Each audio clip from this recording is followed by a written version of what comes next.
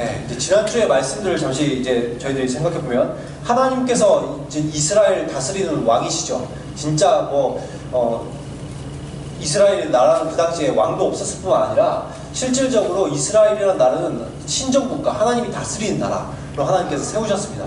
그래서 왕이신 하나님이 계시고 하나님의 주권적 통치를 따를 때 어떻게 된 거예요? 모든 백성들이 가장 평안하고 안식을 누리면서 살 수 있도록 하나님께서 만드신 것입니다. 그런데 이스라엘 백성들은 어떻게 했었죠? 하나님 말고 다른 나라와 같은 신들을 요구하죠. 그런 왕들을 요구하죠. 그래서 하나님께서 어떻게 하기로 하셨어요?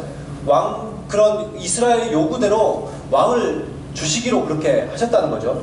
그래서 오늘 말씀부터 이제 보시게 되면, 그 앞에부터 이제 잠시 이렇게 더 보시면 하나님께서 결국 이제 왕을 주시는 장면들이 나오는데 9장부터 그 사건들이 나옵니다. 그래서 9장의 내용들을 보면 하나님이 이스라엘 백성들이 좋아할 만한 그런 인물을 왕으로 세우는, 선택해 주시는 그런 장면이 나와 있어요. 근데 그 모습들을 잠시 이제 오늘 본문에는 없지만 그 모습들을 좀 봤으면 좋겠습니다. 우선 그 집안들을 좀 이제 살펴보면 지파로는 베냐민 지파죠. 베냐민 지파는 이제 사사시대 때 사사기를 여러분들 읽어보신 분들은 다 아시겠지만 사사시대 때 어떤 일들이 있었습니까? 거의 이제 베냐민 지파가 거의 멸족되는 사태가 일어났잖아요. 그죠? 몇백만 정도의 숫자만 남고 나머지는 다 거의 멸족이 된 상태. 그러니까 지금 이 베냐민 지파는 사람이 별로 인구가 많이 없죠. 인구가 많이 없는 상태고, 그러니까 가장 별 볼 일 없는 지파로 전락한 그 상태가 지금 베냐민 지파입니다. 근데 그런 집안이기 때문에 좀 그래도 지금 이제 베냐민에 사는 사람들은, 베냐민 지파 땅에 사는 사람들은 그래도 좀 부자들이 좀 많았을 것 같아요. 왜냐면 땅이 남아돌 거 아니에요. 그죠? 땅이 많이 남아돌었을 거예요. 사람이 얼마 없으니까. 근데 특별히 그 기스라는 사람이 있는데 그 사람이 굉장히 유력한 사람이었다고 성경은 기록하고 있어요. 이 유력하다는 뜻 자체가 뭐 세력가, 재산가 뭐 이런 의미들을 좀 담고 있습니다. 그러니까 뭔가 세력이 굉장히 좀 있고, 그다음에 재산, 돈도 좀 있고, 뭐 이런 좀 굉장히 괜찮아 보이는 그런 가정이었을 거라는 거죠. 그런 유력한 집안. 근데 이제 그 집안에 사울이라는 그런 아들이 있는데, 사울이라는 아들이 오늘 보니까 또 그 말씀에 보면 준수한 소년이었다 이렇게 돼 있어요. 근데 이 소년이라는 단어는 소년이라고 해석할 수도 있고 청년, 이게 젊은이를 통칭해서 쓰는 언어입니다. 그렇기 때문에 이제 여기서 소년은 약간 번역이 잘못된 것 같고 젊은이 아니면 청년 정도로 생각하면 될 것 같습니다. 아무튼 이 사울이라는 사람이 있는데 굉장히 준수한 청년인 거예요. 어느 정도로 준수했냐면 이스라엘의 이 수백만의 사람들을 봤는데 그들 중에서 더 준수한 자가 없을 정도로 완전 준수한 거예요. 딱 봐도 진짜 준수하다 딱 싶은 그런 모습인 거죠.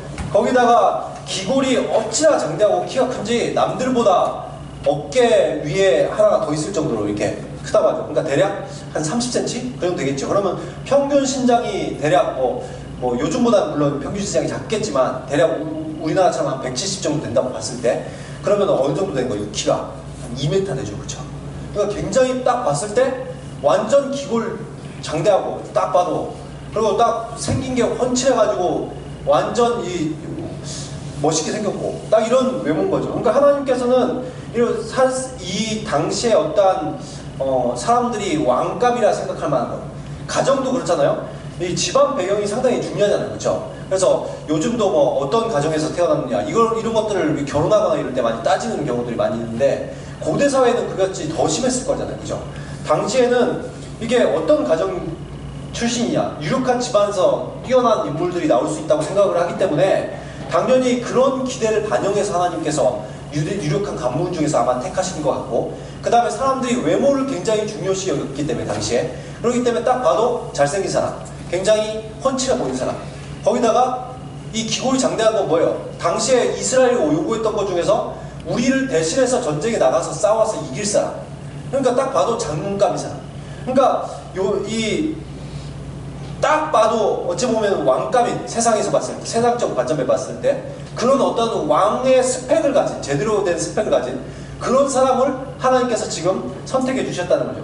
집안 출신 배경 좋아, 인물은 왕답게 준수해, 거기다가 이스라엘 대표에서 싸울 만큼 장군감처럼 기골이 장대해, 딱 봐도 완전히 갖출 것 다 갖춘 그런 사람이라는 거예요. 요즘도 사실상 스펙이 중요하잖아요. 그죠? 직장에 들어가려고 해도 스펙이 중요합니다. 그래서 뭐 토익 점수 몇 점 이상, 뭐 그 다음에 어떤 학교 나오면, 여러분 학교들도 아시죠? 대충 다 들어보셨죠? 직장들이 이렇게 대기업이나 이런 데 들어가려면 말은 이렇게 아무나 다 받는 것처럼 얘기하지만 실제로는 등급이 있잖아요. 그래서 등급별로 이렇게 딱 점수, 가중치 점수가 있어요. 그래서 뭐 서울대, 연세대, 고려대 뭐 몇 점, 그 다음에 여기 그 밑에 인서울 몇 점, 이런 식으로 다 있단 말이에요. 그러니까 이런 어떤 스펙들, 그러니까 학교, 그 다음에 뭐 자격증. 요즘은 여러분 혹시 들어보셨는지 모르겠지만 성형도 스펙이래요. 그래서 얼마나 얼짱이고 몸짱이고 이런 것들을 회사에서 좀 본다는 거죠. 그러니까 이런 것들을 스펙으로 갖췄을 때 굉장히 이렇게 유리한 것처럼, 당시에도 이렇게 하나님이 딱 봐도 이스라엘 백성들이 좋아하는 스펙, 그걸 이렇게 고려해 주셨다는 거죠. 왜냐하면 그들이 그렇게 요구했기 때문에. 그리고 이 사실상 지금도 목회자도 마찬가지인 것 같아요. 어찌 보면 이 담임 목사님이 되려면 스펙이 상당히 중요하죠. 그래서 뭐 대형교회 경험이 있느냐, 아니면은 뭐 뭐 유학을 갔다 왔느냐, 아니면은 뭐 박사학위를 가지고 있느냐. 저는 애초에 뭐 원래 옛날부터 신학교에 들어갈 때부터 개척할 생각으로 들어갔었습니다. 그래서 별로 그런 거 안 따졌었어요. 근데 나이가 지나면서 또 좀 약간 실패도 경험하고 이러면서, 아 진짜 예전에 대형교회에서 오라고 했을 때 그때 차라리 나 갔으면 좀 달랐을까, 이런 것들이 자꾸 가끔 한 번씩 생각이 들어요. 그럴 수밖에 없는 게, 어느 사회건, 교회는 안 그럴 줄 알았는데 교회에서도 스펙을 보더라는 거예요. 이게 그런 것처럼 이 이스라엘 공동체, 하나님의 나라라고 하지만 여기서 여전히 이스라엘 백성들은 뭐예요? 스펙을 따지고 있다는 거예요. 그러니까 하나님께서 그 다른 나라에 같은 왕을 요구한다는 건, 다른 나라와 같은 왕, 뭐예요? 스펙이 있는 왕, 그거잖아요. 그럼 하나님께서 정확히 세상 스펙에 맞춰서 그 사람을 선택해 주셨다는 거예요. 첫 번째로. 근데 이 하나님께서 이렇게 이스라엘 왕을 정말 왕감인 스펙을, 세상적인 왕감인 스펙을 정해주셨지만, 그러나 9장에서 10장의 내용을 보면 왕을 세우는 과정에 있어서 다른 굉장히 독특한 어떤 과정을 이끌어 가시는 것을 볼 수 있어요. 그게 뭐냐면 두 가지의 큰 그 특징이 있는데, 한 가지는 왕이 될 자에게 기름을 부으셨다는 거예요. 그리고 두 번째는 하나님의 영의 임재를 통해서 새로운 심령을 갖게 하셨다는 이 두 가지 큰 특징이 있습니다. 기름 부음. 여러분, 왜 왕이 될 자에게 기름을 부었을까요? 왜 부은 것 같아요?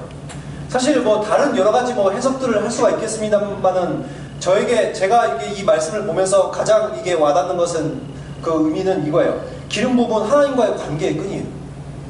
하나님과 관계된 사람이냐, 이것이 기름 부음이에요. 그래서 비록 이스라엘이라는 나라가 왕으로 이제 왕정이 되어서 왕의 통치를 받게 되지만, 실질적으로는 이 나라가 어떤 나라라는 거예요? 하나님과 연결된 나라라는 거예요. 그래서 신정 안에서의 왕정을 하나님께서는 지금 고려하고 계신 것이죠. 단지 이스라엘 백성들은 왕을 요구했지만 하나님은 그 신정을 포기할 수는 없으시죠. 그러니까 이 신정 통치 안에서 왕정 통치를 꿈꾸신 거예요, 하나님. 그러면서 이것이 가장 결정적으로 지금 세상의 열방의 나라들과 다른 점이죠. 다른 나라들은 그냥 왕이 다스린 나라지만, 이 하나님의 나라 이스라엘은 왕이 있지만, 그러나 실질적으로는 하나님이 다스리심을 포기하지 않으시겠다는 거예요. 그래서 왕이라는 사람이 선지자에게 기름 부음 받고 세워지기 때문에, 그렇기 때문에 이 왕이라는 사람은 어떻게 할 수 없어요? 하나님을 무시하면서 독자적인 왕권을 가지지 못합니다. 이 왕이라는 사람은 오히려 하나님과의 관계 속에서 자기의 정치력을 펼쳐나가야 되는 거예요. 그래서 하나님의 대리자로서 어떻게 하면 이 이스라엘이 하나님의 뜻대로 나라가 바로 설 수 있을 것인가, 이것을 고민하는 왕이어야 된다는 거예요. 그래서 하나님께서 선지자를 통해서 기름 부음 받게 하시는 거죠. 선지자는 그리고 또한 어떤 직책을 받는 거예요? 늘 하나님 편에 서 있는 인물이죠. 하나님 편에서 그에게 어떻게 하는 거예요? 왕정이 잘못을 할 때는 그 잘못을 비판하고, 또한 왕정이 하나님과의 언약대로 제대로 수행하나 그것을 감찰하고, 그래서 언약대로 나올 수 있도록 만들고, 그리고 왕정이 정말 하나님의 통치 안에 들어올 수 있도록 하는, 어떻게 하는 거예요? 하나님의 그런 왕정의 견제 역할을 감당했다는 것이죠. 그리고 왕이 있더라도 하나님의 통치가 있어야지 나라가 평안하다는 것을 끊임없이 지속적으로 계속해서 가르쳐주는 거예요. 그래서 이 나라가 비록 왕이 있지만 하나님이 다스리는 나라가 될 수 있다. 그것이 바로 선지자의 직책이었다는 거예요. 이렇게 왕이 하나님의 대리자로서의 본분을 가지고 있었고, 그리고 그것을 선지자들이 그렇게 본분대로 하지 않을 때 계속해서 경고하고 다스림으로써 이 나라가 정말 하나님에 속한 나라가 될 수 있도록. 그러니까 사실상 이스라엘 백성들은 자기는 정말 세상과 같은 나라에 세상과 같은 왕을 요구했지만 하나님은 뭐예요? 사실은 그래 너희 원하는 대로 해 라고 얘기하지만 사실은 뒤에서 더욱더 좋은 나라를 만들 수 있도록 다 작업을 해주고 계실 것이죠. 그 대신 어떻게 되는 거예요? 이 이스라엘이라는 나라는 하나님의 나라이기 때문에 이 왕이 자신의 본분을 잊고 마음대로 행하였을 때 어떻게 되는 거예요? 결국 이 나라는 하나님의 이 나라도 마찬가지고 이 왕도 마찬가지고 그것에 대한 책임과 대가가 따르는 거예요. 아무튼 이렇게 하나님께서 기름을 부으셨다는 굉장히 큰 특징이 있다는 거예요. 그 두 번째 특징이 뭐랬죠, 제가? 두 번째 큰 특징? 성령의 임재가 있었다는 거죠. 강력한 성령 임재. 여러분, 강력한 성령 임재라는 것은 하나님의 일을 감당할 수 있도록 하나님께서 그와 친밀한 그런 만남을 갖는 시간이고, 또한 하나님의 능력을 공급해주는 시간입니다. 그래서 왕이건 아니면 어떤 하나님의 그런 직무 수행자를 할지라도 내가 하나님과 관계없이, 또한 하나님의 능력 없이 하나님의 일을 감당할 수 없는 것입니다. 그래서 하나님께서 어떠한 하나님의 일을 맡기시기 전에 이렇게 강력한 성령의 임재를 경험하게 하시는 경우가 상당히 많죠. 그래서 이렇게 하나님의 강력한 성령 체험을 통해서 하나님의 사역 감당함에 있어서 내 스스로 할 수 없는 그런 능력을 공급받을 수 있는 그런 어떠한 영적인 활력소가 된다는 것이죠. 그래서 구약에도 마찬가지고 신약에도 마찬가지고 이렇게 하나님의 일을 맡기시기 전에 하나님께서 성령의 체험을 하게 하시는 경우가 상당히 많이 있었는데, 구약에 그 모세의 동력자를 세우는 사건이 성경에 나와요. 그래서 모세에게 70명의 장로님들을 세워주시는데, 그때도 동력자 70명에게 어떻게 하셨어요? 하나님께서 그때 성령의 임재를 경험하게 하십니다. 그들에게 예언을 하고 그들에게 막 신비한 영적인 체험을 하게 하십니다. 그리고 성경에 성막을 건축하는 사건이 나오죠. 그때 특별히 거기에 보면 부살렐과 오홀리압이라는 사람이 등장하는데, 그들이 기술자예요. 굉장히 공고한 어떠한 것들을 잘 만들 수 있는 기술자였지만, 그러나 하나님께서 성막을 짓게 하시는 그런 대규모 프로젝트를 완성하기 위해서 어떻게 하셨어요? 오홀리압이나 부살렐에게 성령의 임재가 있게 하시는 거예요. 그래서 그에게 더욱더 지혜로워지고 더욱더 곤고한 능력을 가질 수 있도록 하나님께서 임재하신 사건이 나옵니다. 완전히 하나님의 영에 압도되어서 하나님의 일을 감당했다는 것이죠. 그리고 삼손도 마찬가지죠. 삼손이 평소에도 싸움을 잘하고 굉장히 능력이 있었는지는 모르겠지만, 그러나 엄청난 능력을 발휘할 때는 항상 그 앞에 보면 무슨 말씀이 나와 있어요? 하나님의 영이 그때 임재하시는 사건이 나와요. 그럼으로써 그러니까 하나님의 강한 임재로 초인적인 능력을 발휘할 수 있었다는 거예요. 이게 구약에서 보여주는 성령의 임재 사건들이죠. 신약에는 어떻습니까? 신약에는 아예 초대교회 아예 120명의 성도 전원이 성령 강림을 경험하잖아요. 그래서 그 심령이 새로워지고 그로 인해서 복음을 증거하는데 모든 자신의 인생을 바칠 수 있는 사람들이 되게 되었습니다. 그리고 사도행전 8장에도 보면 사마리아 성도들에게 성령이 임재하시고, 사도행전 10장에 이방인 고넬료에게, 19장에 에베소에 있는 이방 사회에 있는 그 성도들에게 임재하시면서 하나님의 일을 맡기시기 전에 계속해서 성령의 임재가 있는 것들을 우리들이 성경을 통해서 보게 됩니다. 교회사를 봐도 마찬가지예요. 교회사에도 교회의 어떤 놀라운 부흥들, 아니면 그 시대적 놀라운 사명들을 감당하기 전에 항상 하나님께서 그 교회 가운데, 아니면 개인 가운데, 그 나라 가운데 성령의 강력한 임재가 있었다는 것을 우리들이 보게 되는 것이죠. 우리나라도 불과 100여 년 전에 있었던 평양대부흥이 그런 사건 아닙니까? 성령의 강력한 임재로 말미암아 우리의 심령이 새로워지고, 그래서 놀랍게 우리나라에 복음이 확장되었던 때가 아닙니까? 이런 식으로 성령의 놀라운 사건들이 일어났다는 것이죠. 그러니까 지금 이스라엘 왕을 하나님께서 세우실 때 이스라엘 분명 세상적인 왕을 요구했지만, 하나님께서는 그렇게 세상의 스펙에 맞는 왕을 주시면서도 어떻게 하셨다는 거예요? 두 가지 놀라운 사건. 하나님과의 관계의 끈이 있다. 그래서 실질적으로 하나님이 다스리실 것이라는 것이고, 두 번째로는 강력한 성령의 임재를 통해서 그에게 하나님의 능력을 부여해 줌으로써 하나님의 일들을 잘 감당할 수 있도록 하나님께서 이미 다 작업을 하셨다는 것이죠. 이렇게 사울이 기름 부음도 받고 성령의 임재를 경험한 상태에서 10장 17절 사건이 오늘 보면 나오는 거예요. 오늘 본문이. 그래서 이제 사무엘이 이스라엘 백성들을 미스바로 불러 모읍니다.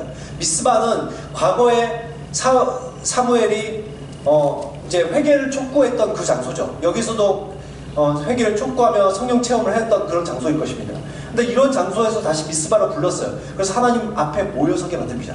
그리고 나서 교회도 보통 어떤 행사 같은 걸 하게 되면 여러분 그 보통 행사를 하기 전에 설교를 먼저 하는 경우가 상당히 많죠. 그렇죠? 그것처럼 사무엘도 사람을 모아놓고 이 나라가 하나님 나라이기 때문에 당연히 사람들을 모아놓고 먼저 설교부터 하시는 거예요. 그래서 이제 먼저 왕 선출에 앞서서 그 행사에 앞서서 설교를 하시죠. 18절부터. 그래서 요약하자면 이런 내용이에요. 설교의 내용이 이런 내용이 있다는 것이죠. 하나님은 이스라엘 구원에 필요한 모든 것을 이스라엘에게 베풀어 주셨어요. 모든 것을 이스라엘에게 주셨어요. 그럼에도 불구하고 이스라엘은 어떻게 했다는 거예요? 이스라엘은 끊임없이 하나님의 인도를 거부해오는 역사였거든요. 근데 지금도 마찬가지로 그 역사처럼 어떻게 하고 있어요? 지금도 하나님 말고 다른 왕 주세요. 그러고 있다. 그래서 하나님이 이런 이스라엘의 모습을 보면서 그래 너희들의 소원을 들어주겠다라고 얘기하셨다는 것이 설교의 그 내용입니다. 여러분 하나님이 하나님 백성이 계속 쪼르면 들어주셔요. 우리가 막 이렇게 계속 달라고 조르잖아요. 들어주십니다. 근데 문제는 들어주신다고 이게 다 좋은 건 아니에요. 이스라엘 백성도 왕을 요구했는데 들어주셨어요. 이게 좋은 건가요? 사실상 하나님의 때와 방법은 따로 있었을 것입니다. 별로 좋지 않은 거였어요. 우리들도 마찬가지. 우리들도 하나님한테 정말 막 원하는 게 있어서 내 생각대로 막 구하잖아요. 하나님 들어주시는 경우 많아요. 근데 어떻게 돼요? 그것이 나에게 오히려 더 어려움이 될 수가 있어요. 지금 이스라엘 경우가 이런 거예요. 그로 인해서 직접 몸으로 고통을 경험하고 나서야 결국 무엇을 깨닫는 거예요? 하나님께 순종하는 것이 지혜였다는 것을 나중에 깨닫는 거예요. 이거는 사실상 차선이죠. 이건 차선이에요. 나중에 얻어터지고 돌아오면 차선이에요. 하나님의 앞에서의 최선은 뭐예요? 처음부터 하나님의 뜻을 따르는 거죠. 처음부터 하나님의 주권적 통치를 받는 것이죠. 이것이 최선의 삶입니다. 계속 우리들은 그럼에도 불구하고 내 생각, 내 계획, 내 뜻을 주장하고 하나님 앞에 그것을 관철시키려 하는데 이 모습이 왕을 요구하는 것으로 나타났다는 것이죠. 그것이 우리에게도 똑같이 있습니다. 우리도 계속해서 하나님 앞에 내 왕을 요구하는 거예요. 하나님 말고 내 왕을 주십시오. 하나님 말고 다른 세상적인 방법으로 해결해 주십시오. 계속해서 우리들은 이걸 요구하고 있는 그런 모습들을 우리들은 볼 수 있는 것이죠. 이제 설교가 끝났어요. 설교가 끝난 이 따끔한 이 사무엘의 설교가 끝나고 나서 이제 이스라엘의 왕을 선출해야 되겠죠. 그래서 이제 왕을 선출하려고 하는데 선출하는 방법이 오늘 제시된 방법은 뭐예요? 제비뽑기죠. 근데 이거 제비뽑기, 이스라엘에게 있어서 제비뽑기란 우리들에게 있어서 제비뽑기는 어떤 거예요? 예를 들어서 동전 이렇게 딱 던져갖고 딱 해서 탁 해서 앞이냐 뒤냐 뭐 결정한다. 아니면 뭐 이렇게 뭐 주사위를 던져본다. 여러 가지 뭐 제비의 방법들이 있잖아요. 그럼 우리가 제비를 뽑으면 뭐예요? 대부분 다. 제비는 이건 요행을 바라는 게 제비잖아요. 그죠? 근데 이 당시 이스라엘에 있어서 제비 뽑기는 요행을 바라는 게 아니고 하나님의 뜻을 반영한 결과를 도출하는 방법으로 인식되었습니다. 실제로 하나님께서 그 방법을 사용하셨고요. 그래서 이런 그 이스라엘에 있어서 그동안 있었던 제비뽑기 그리고 이 제사장이 입고 있는 옷에도 그 돌이 두 개가 있잖아요. 그죠? 그래서 그 돌 가지고 이제 뭐 검은 돌이냐 흰 돌이냐 이거 가지고 이제 하나님 뜻이냐 아니냐 이걸 묻고 하는 그게 제사장 옷에 아예 있잖아요. 그러니까 그 당시에 하나님께서 응답하시는 방법이었으니까 그게 하나님께서 말씀해 주신 방법이었으니까 그렇기 때문에 이 제비뽑기라는 것은 단순히 그냥 요행을 바라는 게 아니라 하나님의 뜻이 반영되어 있다는 거죠. 이것을 알기 때문에 만약에 이 결과가 어떻게 나오든지 이스라엘 백성들은 어떻게 하는 거예요? 이 결과에 대해서 수긍할 수 있는 거예요. 하나님께서 이제까지 그렇게 역사하신 걸 알기 때문에. 그래서 지금도 제비를 뽑아요. 근데 하나님은 이미 사무엘을 통해서 누가 통치자가 될 것인지를 정확히 말씀해 주셨죠. 단지 이거는 뭐예요? 백성들에게 그걸 확인시켜주는 작업일 뿐이에요. 그래서 제비를 뽑았어요. 뽑았더니 역시 누가 나와요? 사울이 당연히 뽑히죠. 하나님의 뜻이었으니까.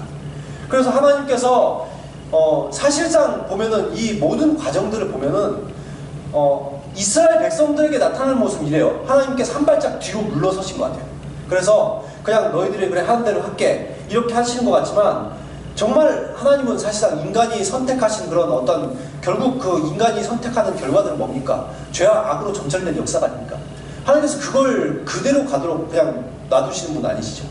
하나님은 이 왕을 뽑는 모든 과정에서 이미 다 개입하고 계신 거예요. 그래서 인간의 그런 어리석은 선택 가운데서 역사하시는 하나님, 우리들의 어떤 어리석은 결정 가운데도 함께 하시는 하나님.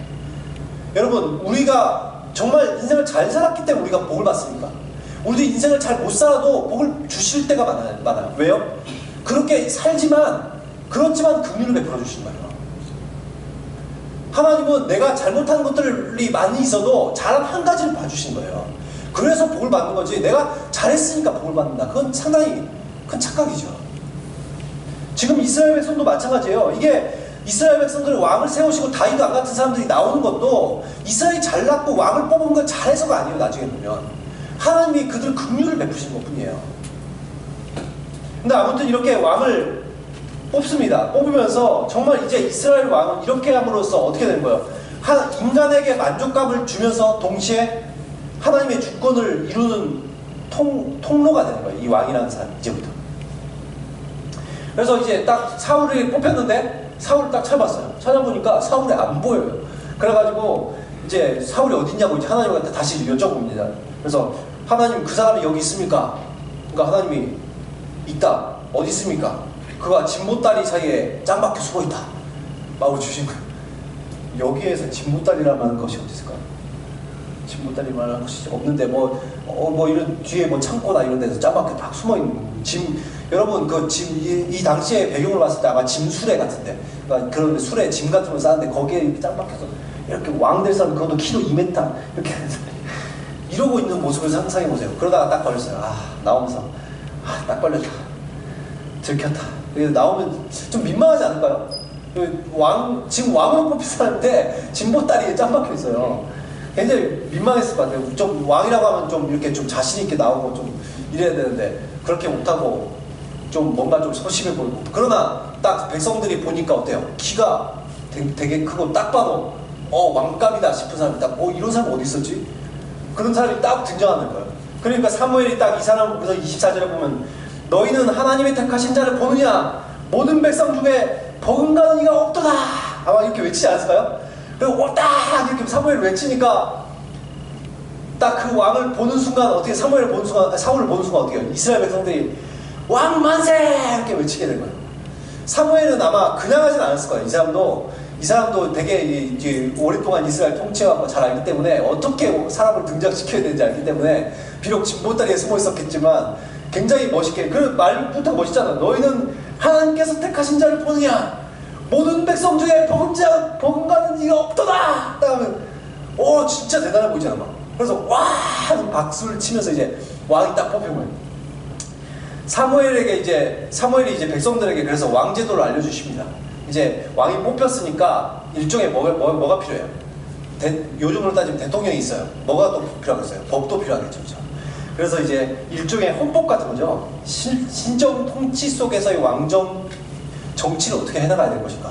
아마 이것을 말해주지 않았겠습니까? 그래서 그것을 책에도 기록하였다고 되어 있습니다. 그래서 하나님 앞에서 이제 바르게 시행할 수 있도록 그렇게 해주고는 사무엘은 이제 자기 볼일 끝났다고 이제 떠나가 버립니다. 그리고 나서 사울은 딱 보니까 자기가 왕은 됐어. 근데 뭐예요? 아직 뭐 실감은 안 나고 또 자기가 왕으로 이제까지 왕국가가 아니었기 때문에 왕으로 내가 뭐 해야 돼? 아무것도 모르겠고. 그래서 사울도 그냥 자기 집으로 갑니다. 근데 사울이 상당히 이 당시만 해도 겸손한 사람이었어요.